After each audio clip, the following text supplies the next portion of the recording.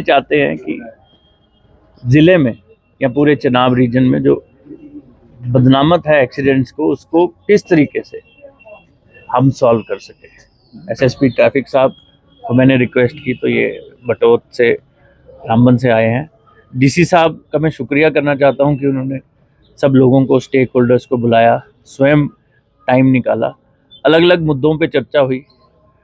Road safety के measures, roads को बेहतर कैसे बनाया जाए, गाड़ी चलाने वाले का क्या रोल रहेगा, इन सारी बातों को मुझे उम्मीद है कि जब हम मिलके चर्चा करके आगे कार्य करेंगे तो हमारे एक्सीडेंट्स की वजह से होने वाली डेथ्स दोनों में रिडक्शन होगी। सर, आपने नेशनल हाईवे की बात की जिसमें सीसीटीवी कैमरास की आपने बात की, वहीं लिंक रोड पे रोड्स की कंडीशन जो है वो खराब है, प्रॉपर जो है क्रैश बैरियर की इंस्टॉल जो है वहाँ पर नहीं हुआ है, तो उस पर किस तरह से मेजर स्टेप जो है? देखिए, रोड सेफ्टी काउंसिल जो है, जो ट्रांसपोर्ट डिपार्टमेंट में ही है, उसने एक प्रपोजल बना के भेजा हुआ है जिसमें जो 4000 किलोमीटर रोड स्ट्रेच है हमारा PMGSY रोड्स का, उस पर कहाँ कहाँ क्रैश बैरियर्स, कहाँ कहाँ पे आपको improvement of bends, improvement of turns करनी है, उस पर कार्य चल रहा है। जैसे डीसी साहब ने बताया कि इनको 4 करोड़ रुपए क्रैश बैरियर्स के लिए दिया गया PMGSY के लिए।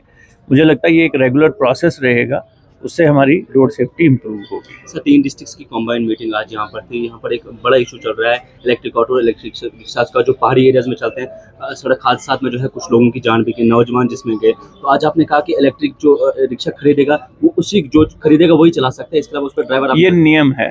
इलेक्ट्रिक जो ई रिक्शा जो है, it cannot be outsourced.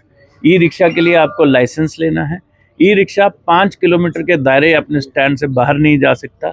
E rickshaw केवल प्लेन एरिया में चल सकता है, नेशनल हाईवेज पे नहीं चल सकता और उन सड़कों पे नहीं चल सकता जहाँ पे रिस्क फैक्टर या बड़ी गाड़ियाँ ज़्यादा बेहतर तरीके से चल सकती हैं। एक कमेटी ARTO डोडा, ARTO किश्तवाड़ और DSP ट्रैफिक, ये 3 लोग एक हफ्ते में अपनी रिपोर्ट डीसी साहब को देंगे।